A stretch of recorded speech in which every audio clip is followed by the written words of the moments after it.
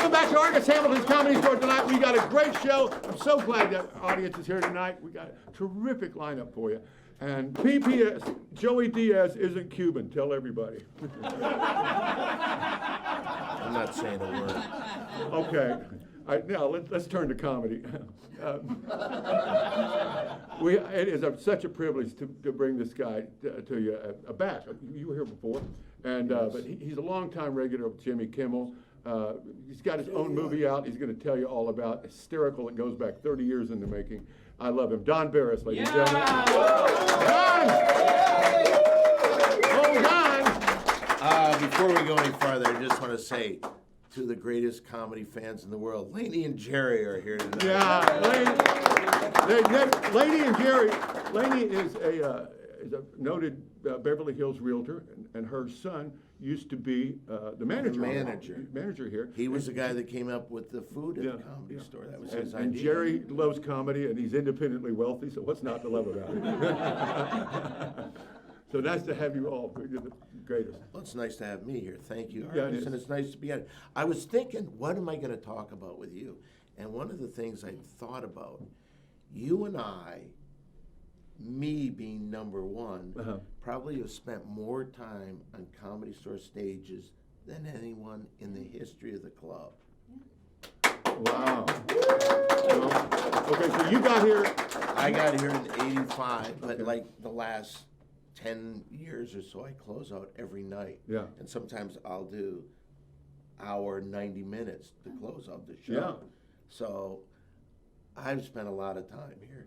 You spent a lot of time here. Probably number one, number two. In minutes. In minutes. Because I have a 9-year head start on you. Yes, time exactly. slot. Yeah. But I'm saying in minutes. Yeah. So how about something for that? Yeah. Well, by the way, can I tell you, one of the greatest audiences I've ever been in front of is here tonight. Thank you. Let me say that for our viewers watching that aren't here that don't know too much about the Comedy Store, that last spot in the original room is a cherished spot. I mean, it's where Pryor used to work out, but mostly Paul Mooney, Sam Kinison. Those are the guys that when I came here, that's who I saw. Kinison, Mooney, both of them were unbelievably powerful acts. And you're not tethered by time. No. When you're going on last, you get Right. to stretch it out. Oh, and it was so wonderful to see it. It's all my background and all.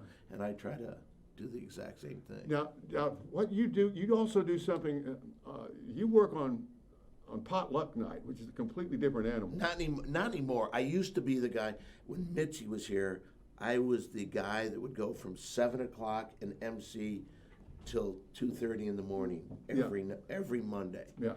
And What's some of the craziest things you ever saw? oh, when Dan Madonia got a blowjob on stage. Yeah? Yeah, he's the next guest, so I thought I'd give him a good lead in. God's honest truth. Okay. All right, did I throw you out? I'm sorry, Argus. No, I'm just thinking, okay, the mics are always going down. You never improvise. You rascal, you. So, this is like you. I know you love I mean, this you couldn't place. wait till the show ended like we did in the old days. Now, Dan he was nicknamed the fuck machine. He's the next guest. Did anybody tell you that? Dan the fuck machine Madonia. Well, now, and Dan is the son of a very famous comic, Eddie Brill. Yes. And worked with Letterman forever. Yep. He was the audience warm-up there. But And I did the audience warm-up for Kimmel. I think Eddie did some closing of shows here as well. Back Did he? Back in the 80s. I think he did. Okay. Yeah. But anyway, so tell me what are you talking about on stage now? Nothing. I go with whatever is happening. Yeah. If I feel like I said, when Dan Madonia is there, there's going to be somebody you can bring up and have a little fun with. Yeah. But no, I kind of play the crowd. Yeah, you're legendary for that. Yeah, and that's what I do, and I have things. My feeling all along, and I always try to go out there, and if they like you as a person, they will buy anything you have to say, no matter how outrageous it is. And so I always just try to go up there and be likable. And I think the secret to that is you like them. Yeah. That's the Yeah, thing. and You love the audience. I sure do. Like this audience. Did I tell you you're the greatest audience I've ever performed in front of? It's the truth, and it's not just because of Laney and Jerry here. No, they're great. No, they're wonderful, absolutely. So what else would you like to know about me? I want to know, when you first got here in '85, I think Sam spotted the late night in you because you were so loosey-goosey. I idolized and that rolled man. with the flow. I idolized that But man. Sam kind of adopted you as a mascot for the Outlaws. I don't think that I would call it adopting me. I think that, Well, you didn't do drugs, no. I will say this. I think that there was a lot of evil going on during that time. Yeah, Yeah, and I just got to see a little of it up close. yeah. Well, but you were able to kind of ride with a little of it and to stay out of the line of fire. I got to tell you, I work for a Disney show now, so let's. And then you found the Lord. Yeah, and I have been working straight ever since. You go to the Orange County Church No, of Jesus. it's. I'm very, very lucky. I've been the audience warmer for Jimmy Kimmel since it started. Wow, that's great. Greatest audience Yeah. ever, man. He was tremendous at the Kobe thing. Oh, I'm just amazed by that guy because I knew him before he got the show, and I've watched him become like the face of ABC television. Yeah. And just like something like that just shows how universally that guy is liked. Yeah, when you consider 15, 18 years ago, he was the guy on weekend on the football. He did the football, he did the man show, and it's really good to talk about Jimmy when I'm promoting myself, but because he doesn't need. Now he's done the what's the dinner that they have for the president? The Gridiron Club, or the No, White House Correspondents' Dinner. Correspondence dinner, Yeah. not the Gridiron Club. Yeah, he's done that. I mean, what a career he's had, and he deserves it. He too is an unbelievably likable guy. And you've gotten to do the warm up for his Every show. Every show. Every show. That's like a union job, isn't it? Yes, it is. Oh my God, you've got insurance now. Yeah. He's got rehab to burn. I don't need that. Isn't it crazy? Now that you got all the rehab insurance you need, you don't feel like getting high anymore. I never did.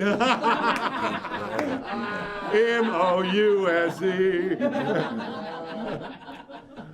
If I get fired for this, does anybody watch it? No, Is this live now? You were the wholesome one of all your guys that came up. Yeah. You were, because the truth is that you were totally dedicated and hooked on comedy.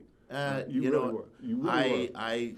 I said, if this door opens at all, I'm going to put my foot in it, and I'm never going to leave it. And I always wondered how you were going to turn out because you were totally resistant to structure on your act, completely. Yes, still am. But nothing was going to stop you, and I wondered how you were going to make that work, and you did. Well, I'll tell you, I was very lucky because the first guy that ever gave me any kind of like anything was Dice Clay. He took me on the road with him when Dice was still playing arenas. Yeah. And it was very cool. He'd take us on movies, and it was just, his world was amazing. And the amazing thing, as a comic, you want to be able to be kind of free. And with Dice, the playing never stopped. Yeah. During the day, he'd get in an argument with me in a cab, and we'd get in a fight. They'd throw us out of a cab because just animals, and it didn't matter. But it was like wonderful. He gave me a break. He got me in the union. He got me my first warm-up show. He did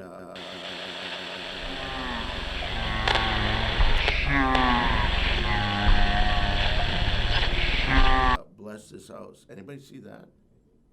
No. Okay. Oh, a sitcom? It was a sitcom. Kathy Moriarty was on it. That's right. About in the late 90s? Yeah. Yeah. Mid-90s, actually. Mid-90s, yeah. What's that? 95? That would be as mid-90s as you get right there.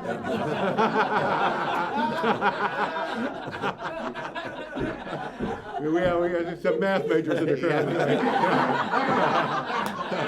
That's a Californian right there. Anyway, so yeah, it's, but thank God I have that. It is insurance, and I feel like I'm in show business by doing this show. So, what is it? There's always got to be something next for you.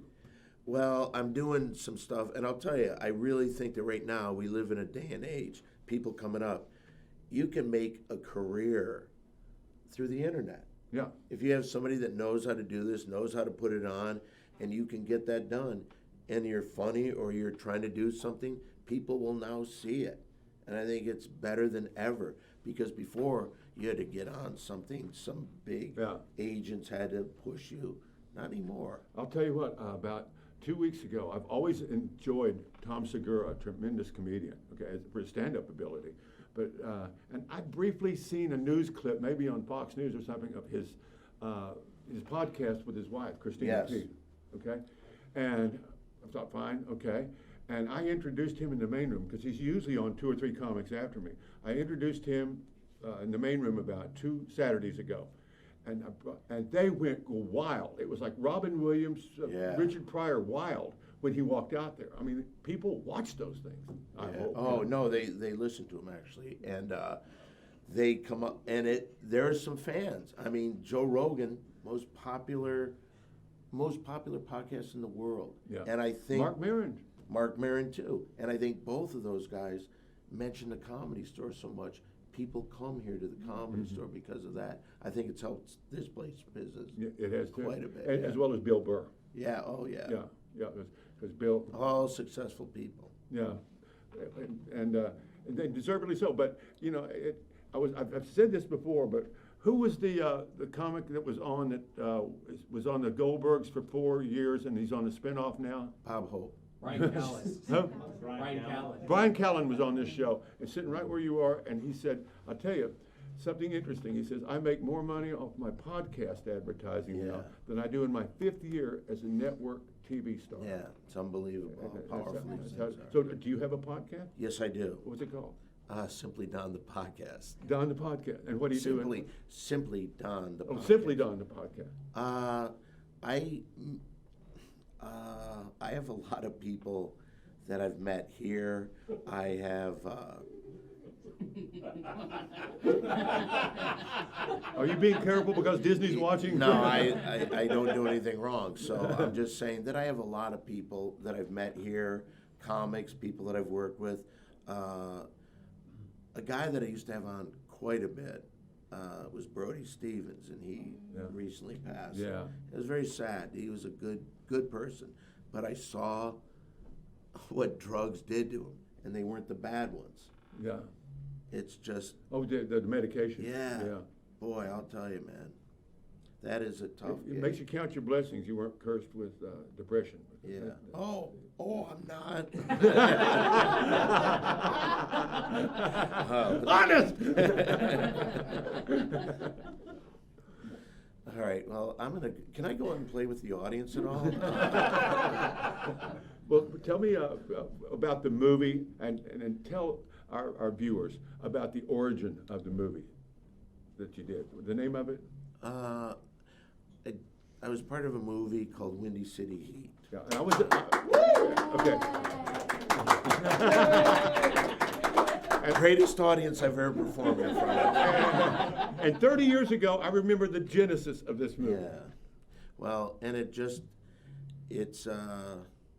a guy who's very gullible, and It's a guy you used to call on the telephone. yeah, it all started out with phone calls. And you pretended you were Don Wilson. No, I didn't. No, I did not. Oh. Other people did. Other people pretended they were Don Wilson. Yeah, that was Jack one. Benny's old announcer. Right. There was numerous people that were part of it, Yeah. and well, anyway. Are we worried about lawyers right now? I don't know what I'm worried about. I'm just worried, I'll tell you that. So, what's that? Time? I got 1:45. Why would they ask you this? You're doing a show, for God's sake. Where were you born, by the way? Who was I born? Where were you born? Michigan. Michigan. Yeah. Did you go to school after high school? Yes, I went to, I got kicked out of college because my grades were so terrible. I went to junior college, graduated from there, and then I realized junior college credits don't transfer. So everything I thought I was doing, I was the worst student ever. So And then you came out here. I came out here and I just said, whatever happens, I'm going to live or die with this decision. Yeah. And I said, if the doors open at all, I will perform every chance I get. And I mean, I'll perform late nights here, 4 people. Yeah, I sure. don't A lot of care. times you have. Oh, yeah. Yeah. And I don't care. Oh, you got a text message. Who were the comics you started out with in your sort of pledge class? I guess people that I remember that were around during the time, and they used to call it non-paid regulars. Seemed like Dante was one of them. Dante was a little bit after me, but it was like Mark Maron came there, Jimmy Schubert. Yeah.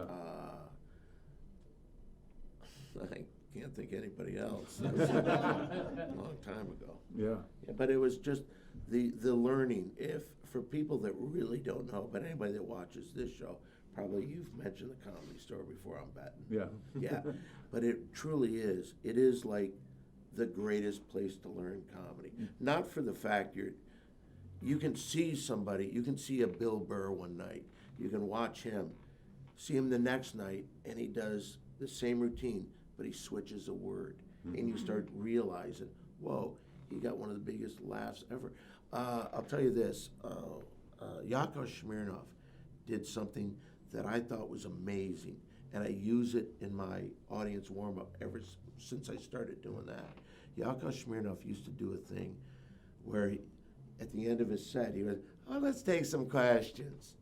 And people would ask questions. But what I noticed, and I actually asked him about this, they were always the same questions. And so he always had a funny answer. It was like his script. And if he didn't know that, you must be from the KGB. And he'd get a laugh on that, and then he'd talk to writers, and then next time somebody asked that question, they had a joke for it. And I thought, wow, that is the way to do it. Yeah. So, Yeah. I mean, this is such a great teaching ground. Yeah. Jimmy Brogan was masterful. at He that. was wonderful. He did audience warm-up too, didn't he? Yeah, that's all he ever did. Really? I mean, his act. Yeah. All he ever did was audience work, and he was an absolute genius at it. So they're asking you the time again. Okay. Oh, we got to get moving. Okay, look, Don, I love you, man. Thank you. I love you. We've been around here a long time. You bet, you bet. And I have nothing but, I'm very glad you're doing this. And I don't know if I've mentioned this. This is the greatest Oh, audience. they are. Don Barris, ladies and gentlemen. Stay here. We're gonna